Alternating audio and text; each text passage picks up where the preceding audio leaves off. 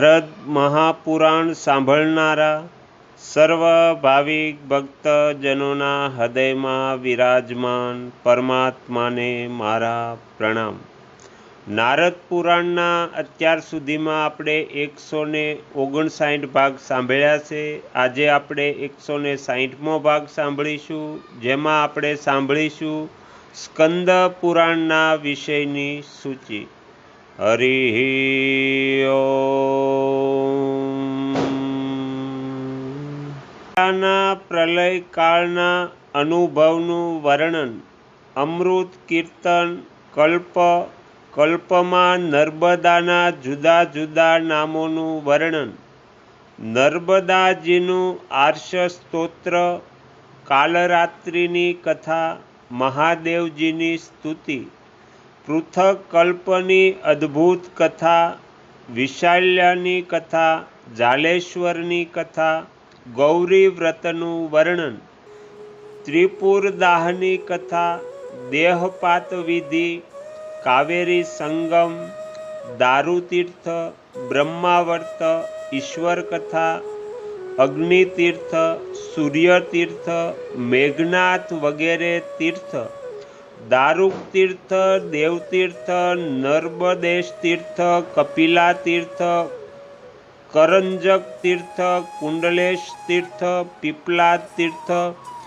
વિમલેશ્વર તીર્થ, શૂલભેદન તીર્થ, શશિહરણની કથા, અભક્રનો વધ, શૂલભેદો ભવ તીર્થ, અલગ અલગ દાન ધર્મ, દીર્ઘતપાની કથા,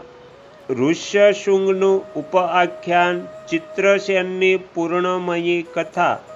શબરી તીર્થ, પવિત્ર વ્યાધોપાખ્યાન, પુષ્કરણી તીર્થ, અર્ક તીર્થ, આદિતેશ્વર તીર્થ, શક્ર તીર્થ, કરોટી તીર્થ, કુમારેશ્વર તીર્થ, અગત્યેશ્વર તીર્થ, આનંદેશ્વર તીર્થ, માતૃતીર્થ, લોકેશ્વર, ધનદેવેશ્વર, મંગલેશ્વર તથા કામજ તીર્થ, નાગેશ્વર તીર્થ, ગોપાર તીર્થ, ગૌતમ તીર્થ, શંખચૂડી તીર્થ, નારદેશ્વર તીર્થ, નંદિકેશ્વર તીર્થ, વરુણેશ્વર તીર્થ, દધિસકદાદી તીર્થ,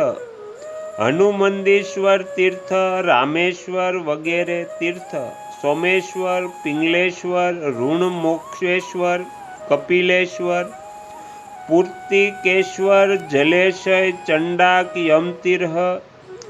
કાલ્હોડીશ્વર, નંદિકેશ્વર, નારાયણેશ્વર, કોટીશ્વર, વ્યાસતીર્થ, પ્રભાસતીર્થ, નાગેશ્વર તીર્થ, સંકર્ષણ તીર્થ, પ્રશ્નેય તીર્થ, પુણ્યમય એરંડી સંગમ તીર્થ, સુવર્ણશીલ તીર્થ, કરંજ તીર્થ, કામર તીર્થ, ભાંડીરથ તીર્થ, રોહિણી ભવતીર્થ, ચક્રતીર્થ, ધોત પાપ તીર્થ, આંગીરસ તીર્થ, કૌટી તીર્થ, અન્યોનય તીર્થ, અંગાર તીર્થ, ત્રિલોચન તીર્થ, ઇન્દ્રેશ તીર્થ, કંબુકેશ્વર તીર્થ, સોમેશ તીર્થ, કોહલેશ તીર્થ, નર્મદા તીર્થ, અર્ક તીર્થ, આગ્નેય તીર્થ, ઉત્તમ ભાગેશ્વર તીર્થ, બ્રાહ્મ તીર્થ, દૈવ્ય તીર્થ, માર્ગશ તીર્થ, આદિ વારાહવેશ, રામેશ્વર તીર્થ, સિદ્ધેશ્વર તીર્થ, અહલ્યા તીર્થ, કંકટેશ્વર તીર્થ, શકતીર્થ, સોમતીર્થ, નાંદેશ તીર્થ, કોશેય તીર્થ, વૃક્ષમણી સંભવ તીર્થ, યોજનેશ તીર્થ, વરાહેશ તીર્થ, દ્વાદશી તીર્થ, શિવ તીર્થ, સિદ્ધેશ્વર તીર્થ, મંગલેશ્વર તીર્થ, લિંગવારાહ તીર્થ, કુંડેશ તીર્થ, શ્વેત વારાહ તીર્થ, પાર્ગેશ્વર તીર્થ, રવિતેશ્વર તીર્થ, શુકલ વગેરે તીર્થ, હુંકારસ્વામીનાથી તીર્થ, સંગેશ્વર તીર્થ, નહુશેશ્વર તીર્થ, મોક્ષણ તીર્થ, પંચગોપદની તીર્થ, નાગશાકવહ તીર્થ, સિદ્ધેશ તીર્થ, માર્કંડેય તીર્થ, અક્રૂર તીર્થ, કામોદ તીર્થ, શૂલરોપ તીર્થ, માંડવ્ય તીર્થ, ગોપલેશ્વર તીર્થ, કપિલેમેશ્વર તીર્થ, પિંગલેશ્વર તીર્થ, ભૂરેશ્વર તીર્થ, ગંગા તીર્થ, ગોમતી તીર્થ, અશ્વમેઘ તીર્થ, ભૃગુ કચ્છ તીર્થ, પાપનાશક કેદારેશ્વર તીર્થ, કલકલેશ અથવા કનખલમેશ તીર્થ, જાલેશ તીર્થ, શાલિગ્રામ તીર્થ, વારાહતેશ, ચંદ્રપ્રભાસ તીર્થ, આદિત્ય તીર્થ, શ્રીપદ તીર્થ, હંસ તીર્થ, મૂલસ્થાન તીર્થ, શુલેશ્વર તીર્થ, ઉગ્ર તીર્થ, ચિત્રદેવક તીર્થ, શિંખેશ્વર તીર્થ, કોટી તીર્થ, દશકન્ય તીર્થ, સુવર્ણ તીર્થ, ઋણમોચન તીર્થ, ભારભૂતિ તીર્થ, પંખમુંડિકા તીર્થ, આમલેશ તીર્થ, કપાલેશ તીર્થ, શૃંગેડશી તીર્થ, કોટી તીર્થ અને લોટેશ તીર્થ વગેરેનું વર્ણન કરવામાં આવ્યું છે. ત્યાર પછી ફલશ્રુતિ કહેવામાં આવી છે. ત્યારબાદ કૃમિ જંગલ મહાત્મયના પ્રસંગમાં રોહિણાતેશ્વરની કથા, ધુંધુમારનું ઉપઆખ્યાન, એના વધનો ઉપાય, ધુંધુવધ, ચિત્રવહનનો ઉદ્રભવ, તેનો મહિમા,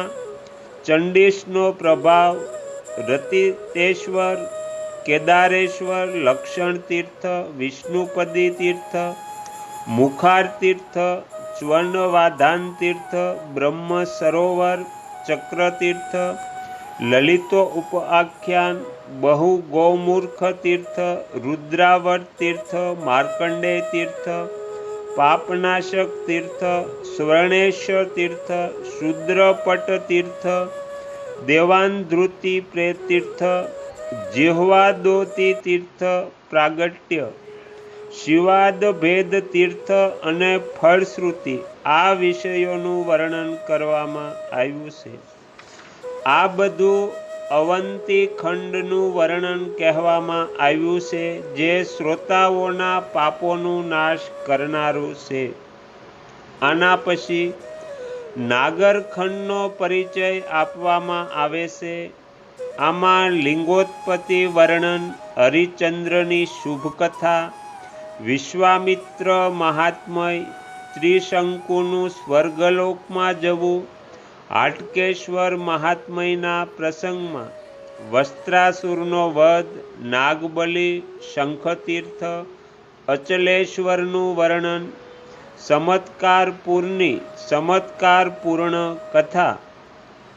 ગયશિત તીર્થ, બાલતીર્થ, બાલમંડવ તીર્થ, મૃગતીર્થ, વિષ્ણુપાદ, ગોકર્ણ, યુગરૂપ, સમાશ્રય તથા સિદ્ધેશ્વર તીર્થ, નાગ સરોવર, સપ્તર્ષિ તીર્થ, અગત્ય તીર્થ, ભૃણગર્ત, નલેશ તીર્થ, ભીષ્મ તીર્થ, વેંડુરમર્તક તીર્થ, શમિષ્ઠા તીર્થ, સોમનાથ તીર્થ, દુર્ગા તીર્થ, આનંતેકેશ્વર તીર્થ, જગમંદિવધની કથા, પરશુરામ દ્વારા ક્ષત્રિયોના વધની કથા પણ કહેવામાં આવી છે. રામહદ, નાગરપુર તીર્થ, ષડલંગ તીર્થ, યજ્ઞભૂતીર્થ, મંડિરા તીર્થ, ત્રિકાર્ક તીર્થ, સતી પરિણયત તીર્થ, રુદ્રશિય તીર્થ, યોગેશ તીર્થ, બાલખીર તીર્થ, ગરુડ તીર્થ, લક્ષ્મીજીનો શાપ, સપ્તવિશ તીર્થ, સોમપ્રસાદ તીર્થ,